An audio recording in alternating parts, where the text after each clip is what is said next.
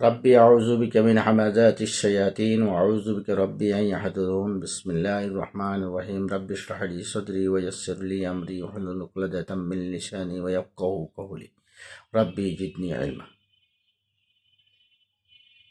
بسم الله الرحمن الرحيم প্রিয় সম্মানিত শ্রোতা ও দর্শকবৃন্দ, আলোচনা করছিলাম গত পর্বে নামাজের বা সলাতের বৈঠক নিয়ে। শুরু করছি সেখান থেকে। আত্তাহিয়াতু লিল্লাহি ওয়াসসালাওয়াতু ওয়াত-তাইয়্যিবাত, এই দোয়াটা আমি পবিত্র কোরআনে পাইনি। আপনারা যদি পেয়ে থাকেন তাহলে আপনারা তেলাওয়াত করুন, আমার কোনো সমস্যা নেই। আর যদি কোরআনে না থাকে তাহলে এটা আপনি পাঠ করা মানে আল্লাহর কোরআনের বাইরে চলে যাওয়া, পাঠ্যপুস্তকের বাইরে চলে গেছে, সংবিধানের বাইরে চলে গেছে।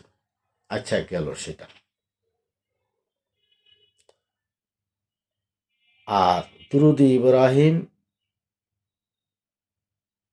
ইব্রাহিমের ব্যাপারে আল্লাহ বলছেন তিনি একাই মুসলিম উম্মাহ।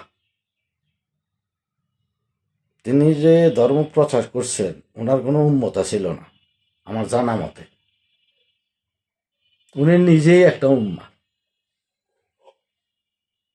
উম্মা মানে কি? দল, মুসলমানের দল।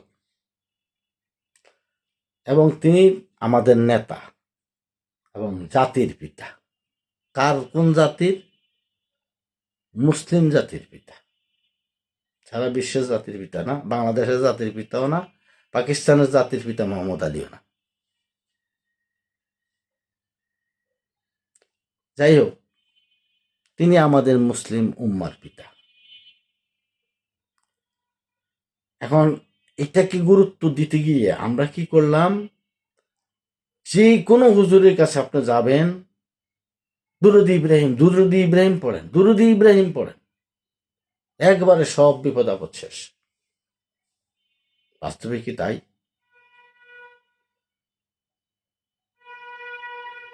বাস্তবে তা না। আল্লাহ পাক রব্বুল আলামিন পবিত্র কোরআনে বলছেন রসুলদের মধ্যে তোমরা কোনো পার্থক্য করতে পারবে না। প্রত্যেক রসুল সমান মর্যাদার অধিকারী। তবে আমি এক একজনকে এক একটা মর্যাদা বা মুজেজা দিয়েছি, কিন্তু সমান গুরুত্বের দিক থেকে সকলেই সমান, নবী এবং রাসূলরা। কেউ খাটোও না, কেউ ছোটও না, কেউ বড়ও না, সকলেই সমান। দোয়াটা আপনাদেরকে পড়ে শোনাই। বিসমিল্লাহির রহমানির রহিম। آمن الرسول بما أنزل إليه من ربه والمؤمنون كل آمن بالله وملائكته وكتبه ورسله لا نفرق بين أحد من رسله وقالوا سمعنا وأطعنا غفرانك ربنا وإليك المصير لا يكلف الله نفسا إلا وسعها لها ما كسبت وعليها ما اكتسبت ربنا لا تؤاخذنا إن نسينا أو أخطأنا ربنا ولا تحمل علينا إصرا كما حملته على الذين من قبلنا ربنا ولا تحملنا ما لا طاقة لنا به واعف عنا واغفر لنا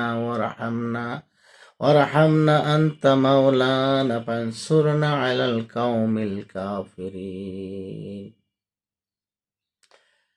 আল্লাহ পাক রব্বুল আলামিন বলেন, নবী এবং মুমিনেরা, রাসূল এবং মুমিনেরা আল্লাহর অবতীর্ণ বিষয়ের প্রতি বিশ্বাস স্থাপন করে এবং তারা বলে,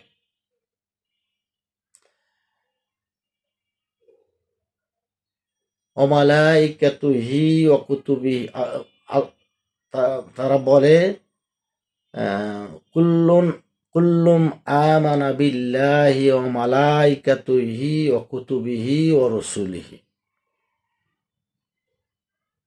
তারা বলে আমরা আল্লাহর প্রতি ঈমান আনয়ন করলাম, ফেরেশতাগণের প্রতি, তার অবতীর্ণ কিতাব সমূহের প্রতি এবং তার সমস্ত নবী ও রসুলগণের প্রতি। লা নুফাররিকু বাইনা আহাদিম মির রসুলি, এবং তারা বলে এবং তোমরা বলো যে আমরা রসুলদের মধ্যে কোনো পার্থক্য করি না। আমরা শুনলাম, মেনে নিলাম। হে প্রভু, হে প্রতিপালক, তুমি আমাদেরকে ক্ষমা করো, মার্জনা করো। নিশ্চয়ই আমরা তোমার কাছে প্রত্যাবর্তিত হব।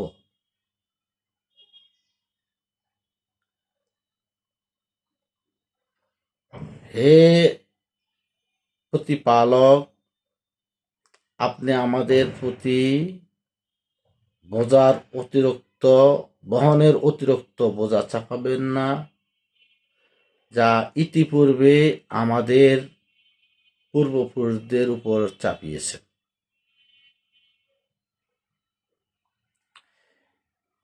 হে প্রতিপালক, আমাদেরকে ক্ষমা করুন, যারা আমরা পাপ পুণ্য করেছি আমাদেরকে পুরস্কৃত করুন, এবং যারা পাপ করেছে তাদের শাস্তি প্রদান করুন।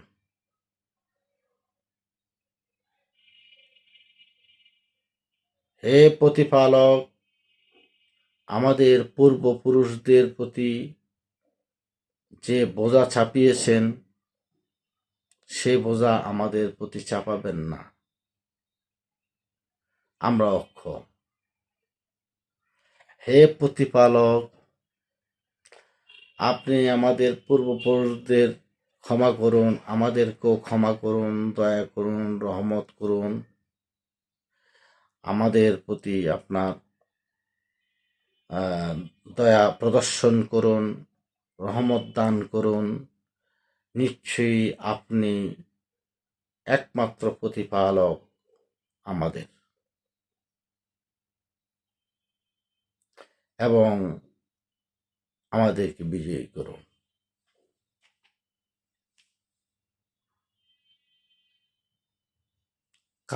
কাফেরদের বিরুদ্ধে আমাদেরকে বিজয়ী করুন। লা নুফাররিকু বাইনা আহাদিম মির রাসূলি, আমরা রাসূলদের মধ্যে কোনো পার্থক্য করি না। তাহলে আপনি যে এখানে এসে দুরুদ ইব্রাহিমের মধ্যে এসে শুধু দুরুদ ইব্রাহিম পড়লেন, তাহলে আপনি কি আল্লাহকে অমান্য করলেন কিনা,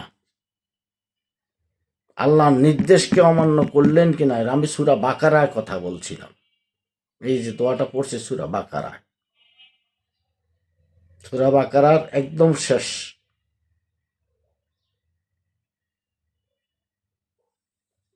তাহলে আমরা এখানে ভুল করে যাচ্ছি। তাহলে আপনি প্রশ্ন উত্থাপন করতে পারেন, ভাই আমরা একটু এই কথা তো বললেন না, কি পড়বো? কোরআনে তো অসংখ্য দোয়া আছে, আপনি পড়েন।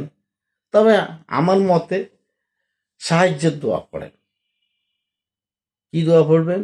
যদি আপনি লিল্লাহুম্মা মালিকাল মুলকি তু'তিল মুলকা মান তাশাউ ওয়া তানজিউল মুলকা মিম্মান তাশাউ ওয়া তু'ইজ্জু মান তাশাউ ওয়া তুযিল্লু মান তাশাউ বিয়াদিকাল খায়র ইন্নাকা আলা কুল্লি শাইইন কাদির তুলিজুল লাইলা ফিন নাহারি ওয়া তুলিজুন নাহারা ফিল লাইলি ওয়া তুখরিজুল হাইয়্যা মিনাল মাইয়্যিতি ওয়া তুখরিজুল মাইয়্যিতা মিনাল হাইয়্যি ওয়া তারযুকু মান তাশাউ বিগাইরি হিসাব। সমস্ত রাজত্বের মালিক আল্লাহ, তিনি যাকে ইচ্ছা তাকে রাজত্ব দান করেন, যার কাছ থেকে ইচ্ছা তার কাছ থেকে রাজত্ব কেড়ে নেন। তিনি যাকে ইচ্ছা তাকে সম্মানের উচ্চ আসনে অধিষ্ঠিত করেন, যাকে ইচ্ছা তাকে অপমানিত লাঞ্ছিত করে তাকে সমাজে পতিত করেন। সমস্ত কল্যাণ তারই হাতে নিহিত, তিনি সর্বশক্তিমান, তাতে কোনো সন্দেহ নেই। তিনি রাতকে দিনের মধ্যে প্রবেশ করান, আবার দিনকে রাতের মধ্যে প্রবেশ করান। তিনি মৃতকে জীবিত করেন এবং জীবিতকে মৃত করেন। তিনি যাকে ইচ্ছা তাকে উত্তম রিজিক দান করেন।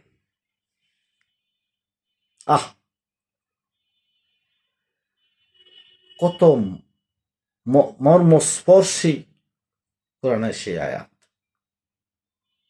পড়েন এটা আত্মাহিয়াতের পরিবর্তে, যেহেতু আত্মাহিয়াত আমি পাইনি। তারপর আমার দোয়া আছে, রব্বানা আতিনা ফিদ দুনিয়া হাসানাতাও ওয়া ফিল আখিরাতি হাসানাতাও ওয়া কিনা আযাবান নার, রব্বানা ফাগফির লানা যুনুবানা ওয়া কাফির আন্না সাইয়্যাতিনা ওয়া তাওফানা মা'আল আবরার, রব্বানা যালামনা আনফুসানা ওয়া ইল্লাম তাগফির লানা ওয়া তারহামনা লানাকুনান্না মিনাল খাসিরিন, লা ইলাহা ইল্লা আনতা সুবহানাকা ইন্নী কুনতু মিনাজ জালিমিন, রাব্বিরহামহুমা কামা রাব্বায়ানি সগীরা, রব্বানা ওয়া তাকাব্বাল দুআ, সুবহানা রাব্বিকা রাব্বিল ইজ্জাতি আম্মা ইয়াসিফুন ওয়া সালামুন আলাল মুরসালিন, আলহামদুলিল্লাহি রাব্বিল আলামিন। শুরু করলেন কি দিয়ে? আল্লাহর প্রশংসা দিয়ে, আলহামদুলিল্লাহি রাব্বিল আলামিন। শেষ করবেন আলহামদুলিল্লাহি রাব্বিল আলামিন, আল্লাহর প্রশংসা দিয়ে। তাইলে এখন হে প্রথম দোয়াটার অর্থ হলো রাব্বানা আতিনার, হে আল্লাহ, হে প্রতিপালক, আপনি আমাদেরকে দুনিয়ায় কল্যাণ দিন, আখিরাতেও কল্যাণ দিন এবং দোজখের আগুন থেকে আমাদেরকে রক্ষা করুন। দ্বিতীয়টি হলো, হে প্রতিপালক, আমার জীবনের সমস্ত গুণসমূহকে আপনি মোচন করে দিন, যত ছোটোখাটো অপরাধ করেছি সকল অপরাধগুলোকে আপনি ক্ষমা করুন এবং আমাকে আপনার নেক বান্দাদের সাথে মৃত্যু দান করুন। 3 নম্বর হলো লা ইলাহা ইল্লা আনতা রাব্বানা যালামনা আনফুসানা, এরা আদম আলাইহিস সালামের দোয়া। আদম আলাইহিস সালাম বলছেন, হে প্রতিপালক, আমি নিজের প্রতি নিজে জুলুম করেছি, ক্ষতি করেছি, অন্যায় করেছি, নিজেকে ক্ষতিগ্রস্ত করেছি, আপনি আমাকে ক্ষমা করুন। আপনি যদি আমাকে ক্ষমা না করেন তবে আমি ক্ষতিগ্রস্তদের অন্তর্ভুক্ত হব। সেই ক্ষতিগ্রস্ত ব্যক্তি কে? তখন তো কোনো মানুষ ছিল না, সেই ক্ষতিগ্রস্ত হলো শয়তান। আমি তার মতোই ক্ষতিগ্রস্ত হয়ে যাব। তারপরে কি? লা ইলাহা ইল্লা আনতা সুবহানাকা ইন্নী কুনতু মিনাজ জালিমিন,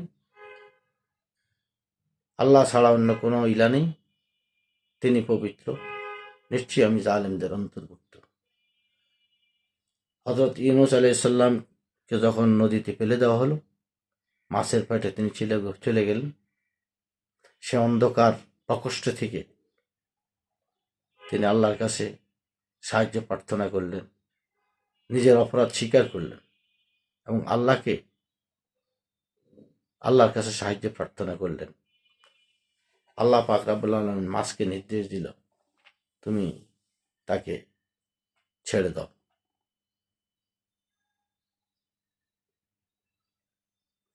তারপরে আসেন পিতা মাতার জন্য দোয়া করতে বলছে আল্লাহ,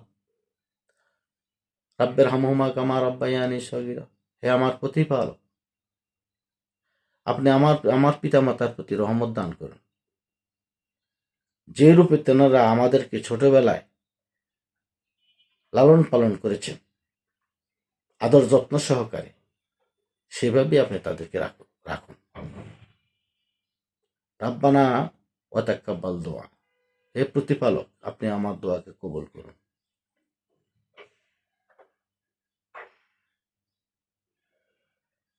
পরবর্তীতে সুবহানা রাব্বিকা রাব্বিল ইজ্জাতি আম্মা ইয়াসিফুন, কাফেরেরা যা বলে আল্লাহ তা থেকে পবিত্র। ওয়াসালামুন আলাল মুরসালিন, সকল নবী রসুলদের প্রতি আমার সালাম। আলহামদুলিল্লাহি রাব্বিল আলামিন, এবং সকল প্রশংসার মালিক আল্লাহ রব্বুল আলামিন। তাহলে রাসূলদের কি ওয়াসালামুন আলাল মুরসালিন, সকল নবী এবং রসুলগণদের প্রতি আমার সালাম। পাইছেন সালামের উত্তর? তাহলে আপনি বিবেচনা করে দেখুন, যে কথাগুলো আল্লাহ পাক কোরআনে বলেছে, এই কথাগুলো আমি যে আপনাদের সামনে তুলে ধরলাম, আমার হয়তো ভুল ত্রুটি হতে পারে কম বেশি, আমি বড় কোনো আলেম না, আমি মূর্খ মানুষ। আমার মূর্খতার থেকে আল্লাহ পাক যেটুকু জ্ঞান আমাকে দিয়েছে, ওইটুকুই আমি শুধু আপনার সাথে আলোচনা করার সুযোগ পেয়েছি, এর বাইরে কিছু পাইনি। আচ্ছা, গেল এটা। তাহলে আজ এই পর্যন্ত, দেখা হবে আগামী পর্বে নামাজের আরো কিছু আলোচনা নিয়ে। সালামুন আলাইকুম।